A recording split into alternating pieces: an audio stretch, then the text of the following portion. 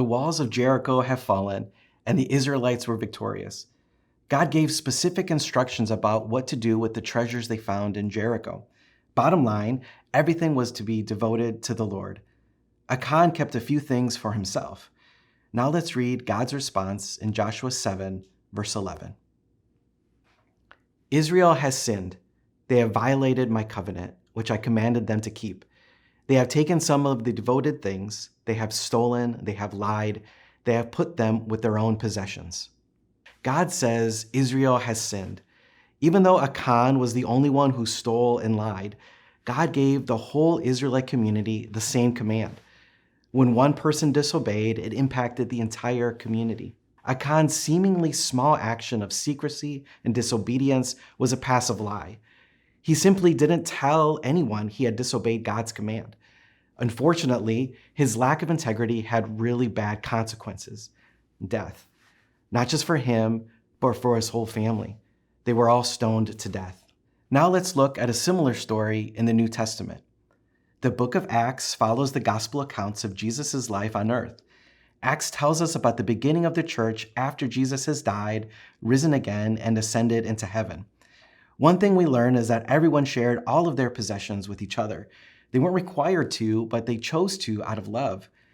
One couple, however, wasn't completely honest. Let's read Acts 5, verses 1 and 2. Now a man named Ananias, together with his wife Sapphira, also sold a piece of property. With his wife's full knowledge, he kept back part of the money for himself, but brought the rest and put it at the apostles' feet. Since they weren't required to give, it may seem like no harm was done. However, the Greek word for kept back means to embezzle. You've probably heard that word before. Sadly, it's in the news all too often. To embezzle means to use something for one's own use that should be for someone else. It specifically involves deceit and dishonesty. Like Achan, they kept something for themselves and were not honest about it. More than that, Peter asked Ananias directly if he gave the whole amount. Ananias said yes. He told an active lie. He dropped dead immediately. Then Sapphira showed up and Peter asked her the same question. She lied too. Then she dropped dead. Again, the problem wasn't that they didn't give all the money to the church.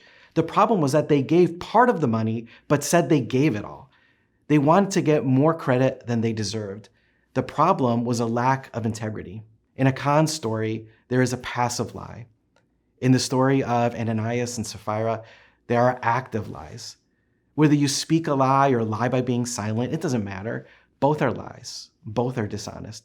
And dishonesty and integrity don't go hand in hand. So why was the punishment so severe in both of those stories? In both cases, it was people of God who challenged truth, obedience, safety, and unity. If God had not dealt with them, people might have believed it was okay to lie to God and the church. People might have believed integrity wasn't important. God sets the standard for us, and his standard is integrity. He takes the purity and commitment of his people, both individually and together, seriously. Thankfully, death on the spot isn't a typical consequence for lying, but both active and passive lies can kill our integrity and tarnish our character. This is serious when we say we follow Christ.